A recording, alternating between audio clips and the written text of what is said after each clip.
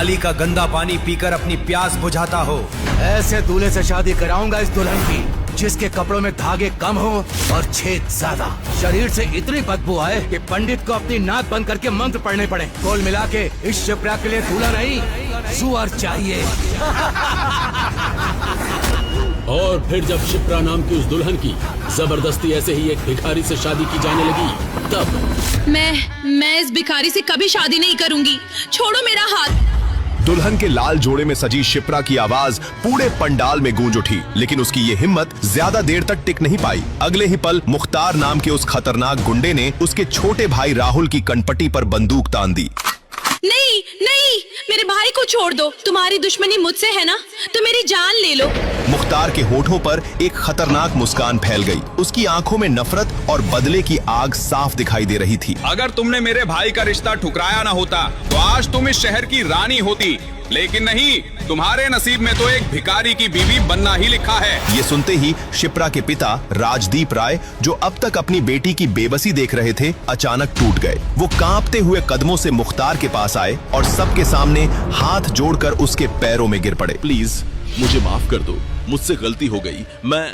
मैं इस भरी महफिल में तुमसे माफी मांगता हूँ। मेरी बेटी की जिंदगी बर्बाद मत करो प्लीज। दरअसल कुछ महीनों पहले जब मुख्तार के भाई ने शिप्रा से शादी का प्रस्ताव रखा था, तो शिप्रा ने साफ मना कर दिया था। इस पर उसके भाई ने शिप्रा के साथ छेड़खानी कर ली और शिप्रा ने उसे जेल भिजवा दिया। इसी बात का बदला लेने के लिए कुछ देर पहले मुख्तार ने अपनी चाल चल दी थी। जब विहान अपनी बारात लेकर शिप्रा के घर की ओर बढ़ रहा था, तभी अचानक मुख्तार ने वो बारात रुकवा दी। ये शादी नहीं होगी। ये सुनते ही वहाँ सन्नाटा छा गया। भाई ये क्या कह रहे हो आप? आज मेरे बेटे की शादी है। अगर शादी हुई तो दूल्हा जिंदा वापस नहीं जाएगा। भाई हम अभी वापस चले जाते हैं। लेकिन मुख्तार का बदला अभी पूरा नहीं हुआ था। उसकी नजर मंदिर की सीढ़ियों पर बैठे एक भिखारी पर पड़ी। उसके कपड़े मैले और फटे हुए थे, सिर और दाढ़ी के बाल बढ़े हुए थे। कल्ला, उस भिखारी को यहाँ लेकर आओ, इसे घोड़ी पर बिठाओ, आज इसकी शादी होगी शिप्रा से। बारात के आगे हाथों में बंदूकें लिए गुंडे नाच रहे थे और वो भिखारी घोड़े पर बैठा उलझनों में था। उसे समझ नहीं आ रहा था कि आखिर हो क्या रहा है। बैंड बाजों और गोलियों की आवाज के साथ उस भिखारी की बारात शिप्रा के घर आ पहुंची। फिर जब शिप्रा ने इस शादी से इनकार किया, तो मुख्तार ने उसके भाई की कनपटी पर बंदूक तानते हुए कहा, अगर अपने भाई की सलामती चाहती हो तो तुम्हें इस भिखारी से शादी करनी पड़ेगी।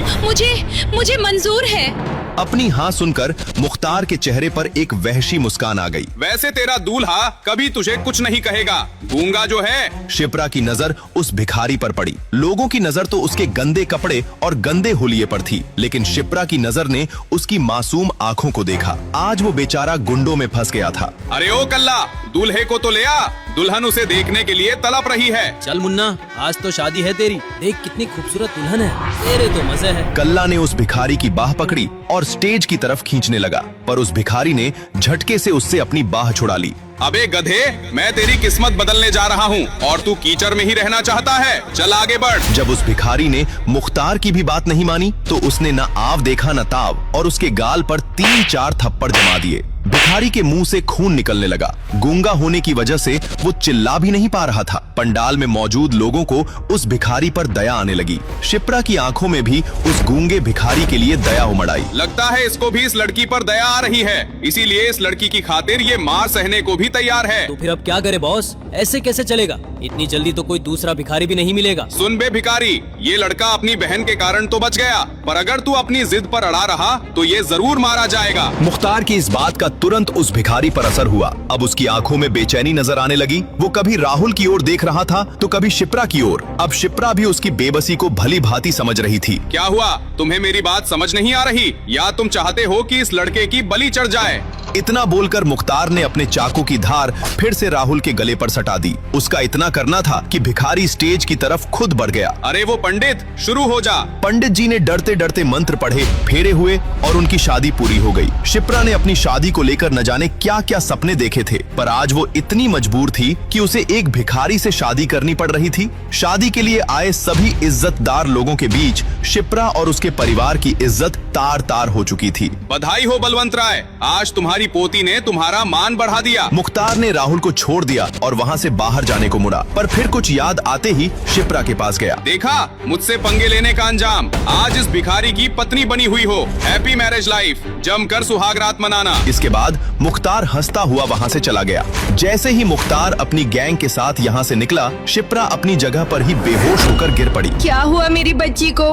अरे कोई देखो जरा। घबराने की जरूरत नहीं है, ज्यादा स्ट्रेस के कारण ये बेहोश हो गई है, थोड़ी देर में होश में आ जाएगी। उसकी बात सुनकर राहुल अपनी बहन को उठाकर अंदर चला गया। वहाँ मौजूद रिश्तेदार भी धीरे धीरे अपनी हंसी दबाते हुए वहाँ से निकलने लगे। मौका पाकर वो गूंगा भिखारी भी चुपचाप वहाँ से मंदिर की तरफ चला गया। होश में आते ही शिप्रा रोने लगी। तुम रो मत, हम जल्द ही उस भिखारी से तुम्हारा तलाक करवा देंगे। पर शिप्रा ने जैसे अपने मन में कुछ कठोर फैसला ले लिया था। उसने तुरंत अपने आंसू पोंछे। चाहे कुछ भी हो दादाजी, और चाहे वो कोई भी हो, अग्नि के फेरे लिए है उसने मेरे साथ। मेरी मांग में सिंदूर भरा है और आज से वही मेरा पति है। मैं इस शादी को पूरे सम्मान के साथ निभाऊंगी। सुनकर शिप्रा की चाची सरला बोली, ओहो, बढ़िया ही सती सावित्री बनने वाली। सुन ले, वो बदबूदार भिखमंगा हमारे घर में नहीं घुसेगा। तुझे इतना ही प्यार आ रहा है उस पर, तो तू भी उसके साथ मंदिर की सीढ़ियों पर बैठ जा कटोरा लेकर। दूसरी तरफ इन सब फैमिली ड्रामा से दूर वो भिखारी वापस मंदिर के पास चला आया और कटोरा लेकर वापस बैठ गया, वैसे ही चुपचाप। कोई नहीं कह सकता था अभी अभी उसके साथ इतनी बड़ी घटना हुई है। अगले ही दिन शिप्रा और उसका परिवार मंदिर में पूजा करने पहुंचा। उन लोगों को देखते ही वो भिखारी एक पेड़ की आड़ में छुप गया। शिप्रा की नजर बार बार उसे ढूंढ रही थी, मगर वो भिखारी उसकी नजरों में आना नहीं चाहता था। जैसे ही शिप्रा और उसका परिवार मंदिर की सीढ़ियां चढ़कर ऊपर पहुंचा, वहां 3-4 बड़ी गाड़ियां आकर रुकी और उनमें से 20-22 गुंडे उतरे और साथ में उतरा मुख्तार का भाई रजत। घेर लो मंदिर को, देखो कोई भाग ना पाए। अभी कोई कुछ समझता तब तक सारे गुंडों ने मंदिर को घेर लिया और रजत 2 गुंडों के साथ सीढ़ियां चढ़ता हुआ मंदिर के अंदर चला गया। शिप्रा आंखें बंद करके मंदिर की परिक्रमा कर रही थी। अचानक उसे महसूस हुआ कोई उसके सामने आकर खड़ा हो गया है। उसने आंखें खोली तो सामने खड़े शख्स को देखकर उसके पसीने छूट गए। तुम, अब क्या चाहिए तुम्हें? तुम्हारे भाई मुख्तार ने मेरी लाइफ का मजाक तो बना ही दिया है। सुना है तेरी शादी किसी भिखमंगे से करा दी भैया ने, मगर मैं इस शादी को नहीं मानता। अभी इसी मंदिर में तुझसे शादी करूंगा और आज रात ही मनाएंगे हनीमून। शिप्रा के पूरे शरीर में बिजली की सिहरन दौड़ गई। वो वहाँ से भागी अपने परिवार की तरफ। रजत भी उसके पीछे पीछे भगा और उसका हाथ पकड़ लिया। मंदिर में मुख्तार के भाई को देखकर सबकी घिघी बांध गई थी। किसी की हिम्मत नहीं थी कि वो आगे आकर उसे रोके। शिप्रा पूरी ताकत लगाकर भी अपना हाथ उसकी पकड़ से नहीं छुड़ा पा रही थी। तेरा हाथ उस दिन मेरे गाल पर पड़ा था ना, ऊपर वाले की कसम, इस मक्खन जैसे मुलायम हाथ को पकड़ने की कसम खा ली थी मैंने मेरी। मगर अभी वो अपनी बात पूरी कर पाता, तभी उसकी दर्द से चीखने की आवाज से पूरा मंदिर गूंज उठा। शिप्रा ने उस गुंडे रजत के हाथ पर इतनी जोर से काटा था कि खून निकल आया था। रजत की पकड़ ढीली पड़ गई थी।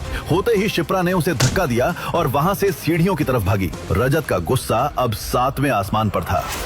मुझे काटती है हरामजादी, बहुत हुआ प्यार व्यार से बात, अब देख मैं क्या करता हूँ। ऐसा बोलकर रजत शिप्रा के पीछे हॉकी स्टिक लेकर दौड़ा।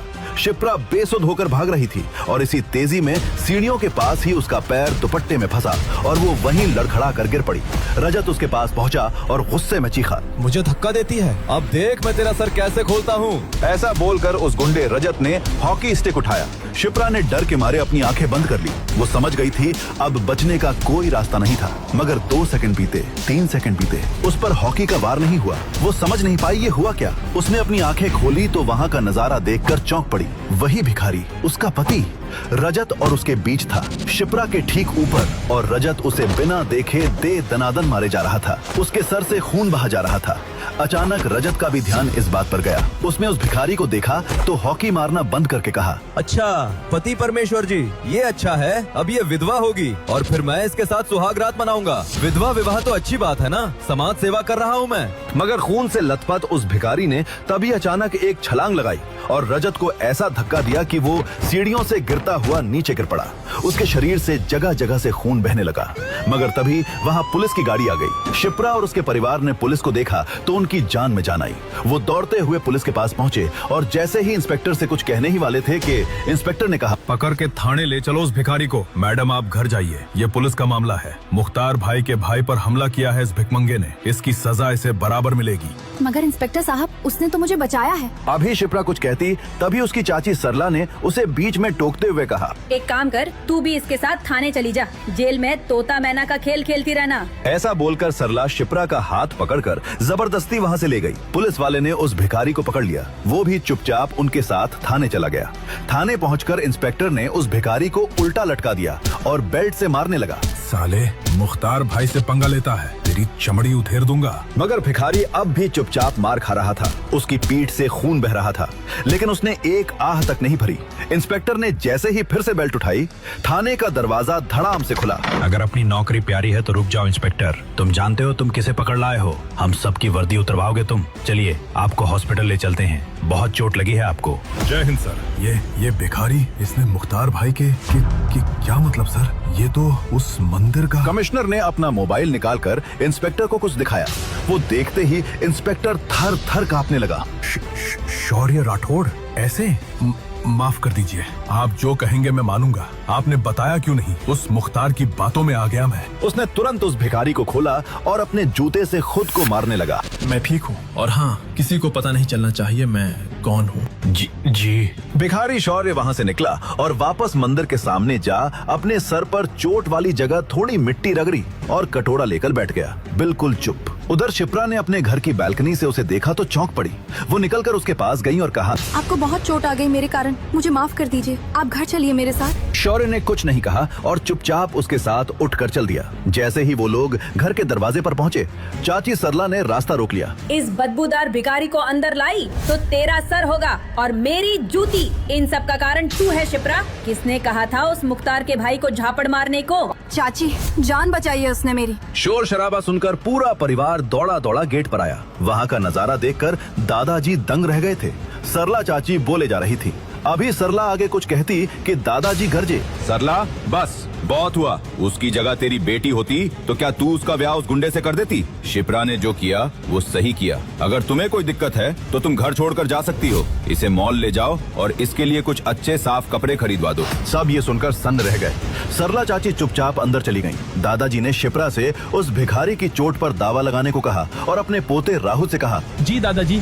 थोड़ी ही देर बाद राहुल उस भिखारी शौर्य को बाइक पर बैठाकर मॉल ले गया। पहले तो वहाँ मॉल के गेट पर ही गार्ड ने भिखारी को देखते ही उसे रोक दिया, मगर फिर ये जानकर कि राहुल किस परिवार से है, उसे उस भिखारी के साथ अंदर जाने दिया। अंदर पहुंचकर राहुल ने उसे कुछ कपड़े दिलवाए और चेंजिंग रूम की तरफ ले गया। ये देखो, इसके अंदर जाकर तुम ये कपड़े पहनकर देख। और बात करते करते दरवाजा खोलकर देखते हुए अचानक राहुल की बोलती बंद हो गई। उसने जैसे ही एक दरवाजा खोला, अंदर से किसी लड़की के चीखने की आवाज आई, बचाओ। राहुल ने झट से सॉरी बोलकर दरवाजा बंद किया। वो लड़की दरवाजा बिना लॉक किए ही चेंज कर रही थी। उसने पीछे पलट कर देखा, भिखारी शौर्य किसी चेंजिंग रूम में घुस चुका था। राहुल वहाँ से बाहर आया। तभी एक हट्टे कट्टे पहलवान टाइप लड़के ने उसका रास्ता रोकते हुए कहा, क्यों बे, मेरी गर्लफ्रेंड का एमएस बनाता है? चुप, बिल्कुल चुप। कान पकड़ के मेरी गर्लफ्रेंड के सामने मुर्गा बन और कुकड़ू कू सॉरी बोल। क्या? वो दरवाजा अंदर से लॉक नहीं था। मैं सॉरी नहीं बोलूंगा, मेरी गलती नहीं है। तो ये ले। ऐसा बोलकर उस लड़के ने राहुल को मारने के लिए हाथ उठाया ही था कि किसी ने उसका हाथ पकड़ लिया। उसने पीछे पलटकर देखा तो चौंक पड़ा। है भिखारी मॉल में? तू अंदर कैसे आया बे? और रुक, तूने मेरा हाथ कैसे पकड़ा बे, सड़े हुए अंडे? ये तूने क्या किया हरामजादे? सलीम डॉन के भाई को मारता है, अब देख मैं क्या करता हूँ। ऐसा बोलकर वो शौर्य पर झपटा, मगर शौर्य ने उसकी कलाई को कुछ ऐसे घुमाया कि वो वहीं दर्द के मारे बैठ गया। कट की आवाज के साथ उसकी कलाई जाम हो गई थी। उसने फोन निकाला और शहर के नामी गुंडे सलीम भाई को कॉल किया। सलीम का नाम सुनते ही उस मॉल में अफरा तफरी मच गई। सब वहाँ से भागने लगे, मगर शौर्य वैसे ही वहीं खड़ा रहा। सलीम भाई, एक भिखमंगे ने मुझ पर हाथ उठाया, उसको ऊपर उठाने का है। शौर्य चुपचाप वहाँ खड़ा रहा। राहुल की तो टांगे कांप रही थीं। वो पसीने में नहा गया था। थोड़ी ही देर बाद वहाँ गुंडों से भरी गाड़ी आई और उसमें से उतरा खूंखार डॉन सलीम। आते ही उसने एक फायर किया और उसके गुंडों ने वहां घुसते ही शौर्य पर हमला कर दिया। मगर फिर वहां का सीन देखकर उन सब की आंखें बाहर निकल आईं। 10 सेकंड में 10 गुंडे वहां जमीन पर पड़े धूल चाट रहे थे। सलीम भाई को अपनी आंखों पर भरोसा नहीं हुआ। वो उस भिखारी शौर्य के पास गया और कहा, तेरी हिम्मत कैसे हुई बे मेरे आदमियों पर हाथ उठाने की? नहीं नहीं नहीं, मैं तुझे मारकर अपने हाथ गंदे नहीं करूंगा। मैं तो इस लड़के को 6 इंच छोटा करूंगा। ऐसा बोलकर उसने वहीं खड़े राहुल को पकड़ लिया और उसकी गर्दन पर चाकू रख दिया। मगर तभी जो हुआ वो देखकर राहुल को अपनी आंखों पर भरोसा नहीं हुआ। अब तक जिस भिखारी जीजा को वो गूंगा समझता था वो बोला, सलीम, मुझे तुमसे कुछ बात करनी है। मुझसे तू बात करेगा? तुझ जैसे भिखमंगे पर मैं थूकूं भी नहीं। नहीं सुनेगा तो तेरा ही नुकसान होगा। सलीम ने कुछ सोचा और कहा, अच्छा ठीक है, बोल। ऐसे नहीं, तेरे कान में। अबे ओए, खेल चल रहा है क्या इधर? ये लड़का तो गया, उसके बाद कुछ हुआ तो उसका जिम्मेदार मैं नहीं होऊंगा। सलीम सोच में पड़ गया, फिर बोला, ठीक है, अब बोल कान में। भिखारी शौर्य उसके पास गया और उसके कान में कुछ कहा। वो बात सुनते ही सलीम के हाथ पैर सुन्न हो गए। राहुल उसके हाथ से छूट गया। वो अपने भाई की तरफ मुड़ा और कहा, जावेद भाई, अपनी गर्लफ्रेंड को बोल इनके सामने मुर्गी बनकर कुकड़ू को सॉरी बोले। ऐसा बोलकर वो डर के मारे वहीं बेहोश हो गया। सब ये नजारा देखकर हैरान थे। वो हत्ता कट्टा लड़का जावेद, जो अब तक अपने डॉन भाई के नाम पर उछल रहा था, पसीने पसीने हो गया था।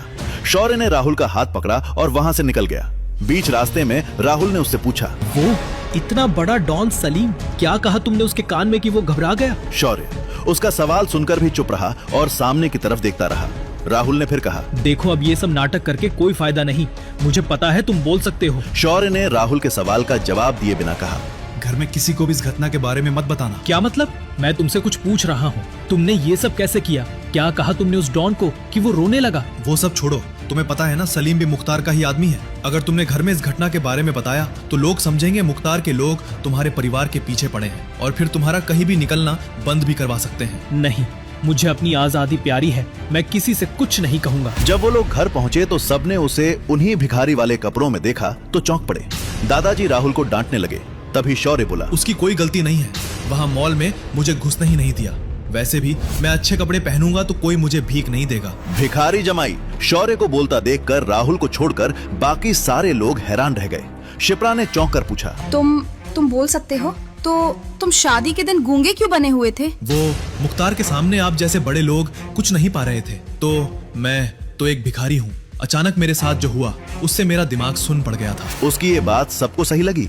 आखिर एक भिखारी मुख्तार जैसे डॉन के सामने क्या बोल सकता था? तभी दादाजी बोले, ठीक है, सारा शहर जान चुका है शिप्रा की शादी तुम जैसे भिखारी से हुई है। हम तुम्हें मंदिर में भीख मांगने के लिए नहीं छोड़ सकते। तुम यही रहोगे, हमारे नौकरों के कुछ पुराने कपड़े होंगे, तुम वही पहन लो। ये सब सुनकर शिप्रा की माँ और चाची ने बुरा सा मुंह बना लिया। मगर पिताजी, ये भिखारी हमारे घर में। जब तक शिप्रा तलाक के लिए मान नहीं जाती, हमें ये करना ही होगा। ये नौकरों के साथ रहेगा, बाहर किसी को कुछ पता नहीं चलना चाहिए। दादाजी की बात सबको माननी ही पड़ी। वो भिखारी हस्बैंड शौर्य वही शिप्रा के घर के नौकरों के कमरे में रहने चला गया।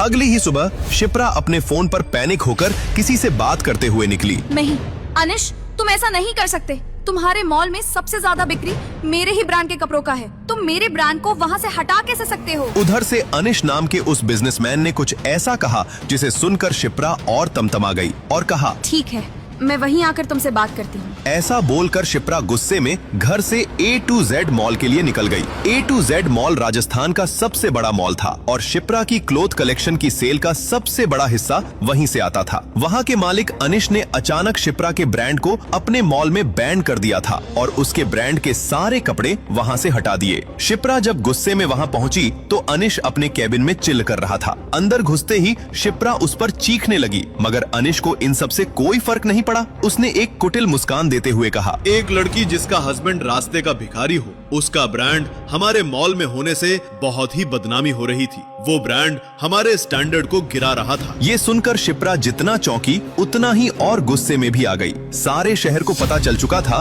बलवंत राय की पोती की शादी एक भिखारी से करवा दी गई थी। वो गुस्से में बोली, मेरी प्राइवेट लाइफ से मेरे ब्रांड का क्या लेना देना? मेरा ब्रांड इतना पॉपुलर है, कपड़े इतने अच्छे हैं कि मार्केट में आते ही खत्म हो जाते हैं। तुम उसे ऐसे किसी बेकार के कारण से यहाँ से नहीं हटा सकते। आखिर तुम चाहते क्या हो? अनीश ने ऊपर से नीचे तक शिप्रा को गंदी नजरों से देखा और कहा, वैसे एक रास्ता है। कौन सा रास्ता? वो रास्ता मेरे बेडरूम से होकर जाता है। ये सुनते ही शिप्रा सर से पांव तक कांप उठी। वो तमतमाते हुए आगे बढ़ी और अनीश को एक जोर का झापड़ लगाया। अनीश गुस्से में आ गया मगर मुस्कुराते हुए कहा, अरे जाने मन, सिर्फ तुम्हारे ब्रांड को जड़ा ही नहीं बल्कि इसके बदले मैं तुम्हें पैसे भी दूंगा। ऐसा बोलकर अनीश ने अपनी जेब से 1 रुपए का सिक्का निकाला और शिप्रा की तरफ फेंक दिया। एक भिखारी की बीवी के लिए 1 रुपया तो काफी होगा। शिप्रा गुस्से और शर्म के मारे वहाँ से निकल गई। वो घर पहुँची तो देखा उसकी माँ उस भिखारी दामाद से पोंछा लगवा रही थी। उस भिखारी को अपने सामने देखकर उसका गुस्सा और बढ़ गया। शिप्रा की माँ ने जब उसे इतने गुस्से में देखा तो पूछा, क्या हुआ शिप्रा बेटा, क्या कहा उस अनीश ने? शिप्रा ने अपनी माँ को सारी बात बताई। ये सुनकर उसकी माँ ने गुस्से में उस भिखारी दामाद को लात मारते हुए कहा, सब इस भिखमंगे की वजह से हुआ है, भाग यहाँ से, राहु केतु की औलाद। शिप्रा का भिखारी पति वहाँ से उठकर चुपचाप चला गया। अपने कमरे में जाकर उसने राय मेंशन के बूढ़े नौकर से उसका फोन मांगा और कहीं कॉल किया। थोड़ी ही देर बाद शिप्रा का फोन बजा। उसने देखा ये अनीश का फोन है। अनीश का फोन? इसकी मैं अभी बंद बजती हूँ। हेलो। मगर उधर से अनीश जो बोला वो सुनकर शिप्रा को अपने कानों पर विश्वास नहीं हुआ। अनीश रो रहा था और बोल रहा था, शिप्रा, मुझे माफ कर दो, मैं बर्बाद हो गया, सड़क पर आ गया मैं।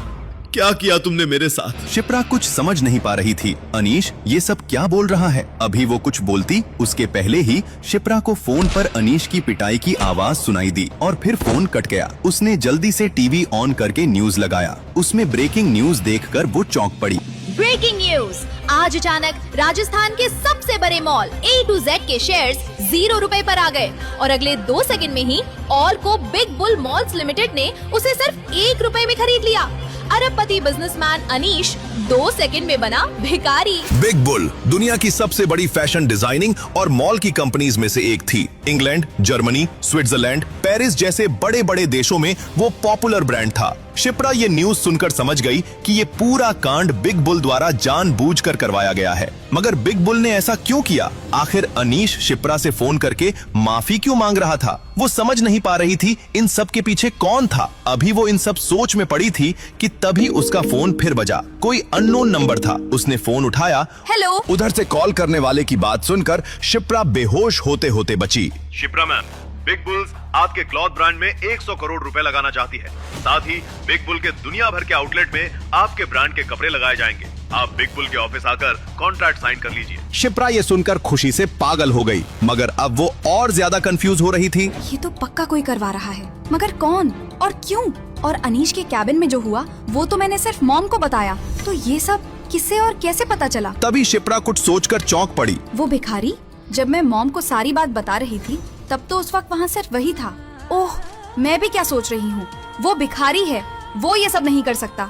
मगर कौन? घर में जब सबने ये न्यूज सुनी तो सबकी खुशी का ठिकाना नहीं रहा। पिछले कुछ दिनों में ये पहली खुशी की बात घर में आई थी, और वो भी ऐसी खुशी जो किसी ने सपने में भी नहीं सोचा था। दादाजी ने ऐलान किया, शिप्रा के इस अचीवमेंट के लिए आज शाम में हमारी तरफ से पार्टी। सभी पार्टी की तैयारी में लग गए। दादाजी अपने कमरे में पहुँचे ही थे कि तभी दादाजी के फोन की घंटी बजी। उस पर लिखा नाम देखकर उनका चेहरा पीला पड़ गया। मुख्तार ने फिर फोन किया था। उन्होंने डरते डरते फोन उठाया तो दूसरी तरफ से मुख्तार बोला, बलवंत राय, कैसा लग रहा है एक भिखारी को दामाद बनाकर? तुम क्या चाहते हो? एक तो तुमने शिप्रा की शादी जबरदस्ती उस भिखारी से करवा दी, उसके बाद भी तुम्हारे उस गुंडे भाई ने फिर से मेरी पोती को छेड़ा। हमने दर्द दिया है, हम ही दवा देंगे। अपनी पोती को बोलो मेरे भाई पर से केस वापस ले ले, फिर कोई तुम्हारी फैमिली को कभी परेशान नहीं करेगा। एक काम कर, आधे घंटे में मुझे होटल राजकमल में मिलो, मैं बताता हूँ क्या करना है। ये सब बातें सुनकर राय फैमिली में अफरा तफरी मच गई। पता नहीं मुख्तार नाम का वो गुंडा अब क्या करने वाला था। दादाजी होटल राजकमल जाने की तैयारी करने लगे। शिप्रा ने कहा, दादाजी मैं भी चलती हूँ आपके साथ। नहीं, पता नहीं वो क्या कर बैठे। सिर्फ मैं और तुम्हारे पापा जाएंगे वहाँ। अगर हमें 2 घंटे से ज्यादा लगा तो तुम पुलिस को फोन कर देना। ठीक है दादाजी। दादाजी और शिप्रा के पापा तैयार होकर बाहर निकले तो पता चला ड्राइवर छुट्टी पर है। शौर्य भी अब तक नहाकर नौकरों के कपड़े पहनकर वहाँ आ चुका था। दादाजी ने शौर्य से पूछा, तुम्हें ड्राइविंग आती है? हाँ, चलिए मैं ही आपको ले चलता हूँ। भिखारियों जैसी दाढ़ी में नौकरों के कपड़े जो कि शौर्य को ठीक भी नहीं आ रहे थे पहनकर वो दादाजी का ड्राइवर बनकर गाड़ी को होटल राजकमल ले गया। दादाजी और शिप्रा के पापा जल्दी से अंदर चले गए और शौर्य वहीं पार्किंग में बैठा रहा। राजकमल होटल राजस्थान के सबसे बड़े होटल्स में था। वहां आने वाले लोगों के ड्राइवर भी महंगे कपड़े पहनते थे। वहां बलवंत राय के ड्राइवर को ऐसी हालत में देखकर सब उन पर हंस रहे थे। उधर जब शिप्रा के दादाजी बलवंत राय और शिप्रा के पापा अंदर पहुंचे तो मुख्तार ने उनसे कहा, मैंने गुस्से में आकर उस भिखारी से आपकी पोती की शादी करवा दी। इस बात से मेरा भाई नाराज है। अगर उससे आपकी पोती की दोबारा शादी करवा दी जाए तो वो शांत बैठ सकता है। क्या? मगर शिप्रा उस भिखारी को तलाक देने को तैयार नहीं है। तो फिर मेरा भाई आपकी फैमिली के साथ क्या करेगा उस पर मेरा कोई जोर नहीं। क्या? तो बोलो क्या करना होगा? मेरी पोती और तुम्हारे गुंडे भाई के चलते हमारे पूरे परिवार की जान पर बनाई है। अगर वो भिखारी ही इस दुनिया में ना रहे तो? हाँ, ये सही है। मैं उसे अभी बुलाता हूँ। तुरंत मुख्तार का एक आदमी शौर्य को बुलाने चला गया। जब वो आदमी शौर्य को लेकर होटल के गेट पर पहुंचा तो गार्ड ने उसे रोकते हुए कहा, ए रुक, इस भिखारी को अंदर कहाँ लेकर जा रहा है? सड़क का ढाबा समझ लिया है क्या? अबे हट, ज्यादा बड़बड़ की तो 1 सेकंड के अंदर तेरी लाश यहाँ मिलेगी। शोर शराबा सुनकर 4 मुष्टंडे हट्टे कट्टे गार्ड वहाँ पहुँच गए और उस गुंडे को पकड़ लिया। तभी भिखारी शौर्य बोला, मुख्तार डॉन ने बुलाया है मुझे अंदर। मुख्तार का नाम सुनकर उन सब ने अपना हाथ नीचे कर दिया। वो डर के मारे कांपने लगे और एक तरफ हट गए। गुंडा शौर्य को लेकर अंदर गया। पूरा होटल एक भिखारी को वहाँ देखकर हैरान था। मुख्तार का आदमी शौर्य को लेकर उस कमरे में पहुंचा। वहाँ बलवंत राय और शिप्रा के पापा पहले से तैयार बैठे थे। जैसे ही भिखारी शौर्य अंदर घुसा, बलवंत राय और शिप्रा के पापा तेजी से उठे और हड़बड़ाकर कहा, अब ये भिखारी तुम्हारे हवाले, जो करना है इसके साथ करो। ऐसा बोलकर वो दोनों बाहर से दरवाजा बंद करके वहाँ से भाग गए। अंदर अब बस मुख्तार और शौर्य थे। मुख्तार ने अपनी बंदूक निकालकर शौर्य के सर पर रख दिया। भिखारी होकर अमीरों के पैसे पर ऐश करना चाहता है? चल तुझे भिखारी की लाइफ से आजादी दिलवाता हूँ, बस एक गोली और तेरे ऐश ही ऐश। और तभी शौर्य बोला। ये देखकर मुख्तार के होश उड़ गए। उसने भी सोचा था ये गूंगा है। शौर्य बोला, साहब मेरी एक अंतिम इच्छा है, वो पूरी कर दो। मुझे बस एक फोन करने दो। अच्छा, तेरे पास भी फोन करने के लिए रिश्तेदार हैं? सही है भाई, चल कर ले अपनी अंतिम इच्छा पूरी। ऐसा बोलकर मुख्तार ने अपना फोन भिखारी शौर्य को दे दिया। शौर्य ने फोन लिया और एक नंबर डायल किया और बस एक मिस कॉल देकर फोन कट कर दिया। मुख्तार ये देखकर हंसने लगा। अबे ये तुझ जैसे भिखमंगे का फोन नहीं है कि मिस कॉल दे। मुख्तार डॉन का फोन है, मुख्तार डॉन का। कर ले बात, तेरे पास बस 1 मिनट है। अभी मुख्तार डॉन अपनी बात भी पूरी नहीं कर पाया था कि तभी वहाँ आसमान में हेलीकॉप्टर्स की आवाज गूंजने लगी। होटल के सामने धुल का गुबार छा गया। मुख्तार चौंक पड़ा। हेलीकॉप्टर्स, ये किसने बुलाया? ए भिखारी, किसे मिस कॉल दिया था तूने? कौन है तू? शौर्य अपनी जगह पर खड़ा होकर मुस्कुरा रहा था। क्या सच में वो हेलीकॉप्टर भिखारी शौर्य के लिए आए हैं? क्या सच में शौर्य के मिस कॉल का कोई संबंध है उन हेलीकॉप्टर से? क्या शौर्य जो दिखता है वो है नहीं? कौन है वो? क्यों भिखारी बनकर रहता है? क्यों उसके लिए कमिश्नर से लेकर मुख्यमंत्री तक बिछे रहते हैं? क्या बिग बुल कंपनी का शिप्रा को ऑफर और शौर्य के एक फोन कॉल का कोई संबंध है? सलीम डॉन से मॉल में क्या कहा था उसने कि वो डर के मारे कांपने लगा? क्या शौर्य शिप्रा के दादाजी और उसके पापा से बदला लेगा या नहीं? क्या होने वाला है आगे? नीचे दिए गए इंस्टॉल बटन पर क्लिक करके डाउनलोड कीजिए पॉकेट FM और फ्री में सुनिए एक रहस्यमयी भिखारी की कहानी, बेगर हस्बैंड। ये कहानी सिर्फ पहले 100 लोगों के लिए ही फ्री है।